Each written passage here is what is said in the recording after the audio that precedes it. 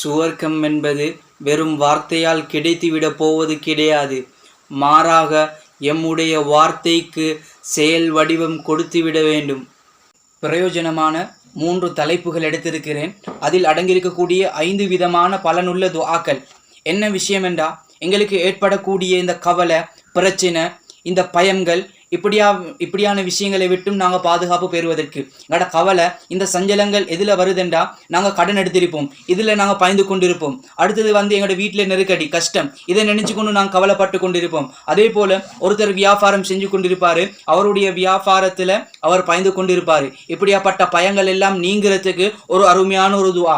அதே போல இந்த எங்களுக்கு ஏற்படக்கூடிய அழிவை விட்டும் நாங்கள் வெற்றி பெறுவதற்கான ஒரு துஆ. அழிவு என்றா, இந்த அழிவு சோதனையுடைய வகைகளில் ஒன்று தான் இந்த அழிவு.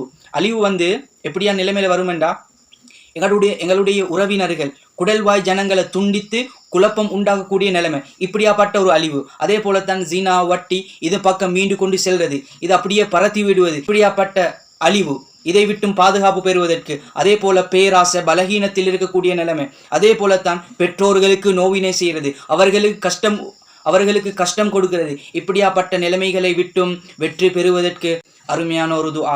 அதே போலத்தான் ஒரு அதிகாரி இடத்திலிருந்து பாதுகாப்பு பெறுவதற்கு. இந்த விஷயம் ஆண்களை விட பெண்களுக்கு தான் மிகவும் பிரயோசனமாக இந்த துஆ அமைந்திருக்குது. ஏனென்றால் இன்றைக்கு நிறைய பேர் வேலைக்கு போகிறாங்க. வெளியே செல்லும் போது தீயவர்களுடைய கெடுதி அவங்களுக்கு ஏற்படாமல் இருப்பதற்கு, அவங்க பாதுகாப்பாக இருப்பதற்கு இந்த துஆ அமைந்திருக்குது. அதே போலத்தான் வேலைக்கு போவாங்க, அங்கே இருக்கக்கூடிய புஸ்மார்ட பிரச்சனைகள், சிக்கல்கள், அவர்களிடத்திலிருந்து ஏதாவது விளைவுகள் அவர்களுக்கு ஏற்படாமல் இருப்பதற்கு இந்த துஆ அற்புதமாக அமைந்திருக்குது. அதே போலத்தான் வெளியே செல்லக்கூடிய நிலைமையில் மனிதர்களுடைய கெடுதி, அவர்கள் ஏதாவது தப்பான விதத்தில் நடந்து கொள்வார்கள், இப்படியாப்பட்ட விஷயங்களை விட்டும் பாதுகாப்பு பெறுவதற்கு இந்த துஆக்கள் அமைந்திருக்குது. இந்த துஆக்கள் என்னென்ற விஷயங்கள் எல்லாம் ஒரு வீடியோ மூலமாக போட்டிருக்கிறேன்.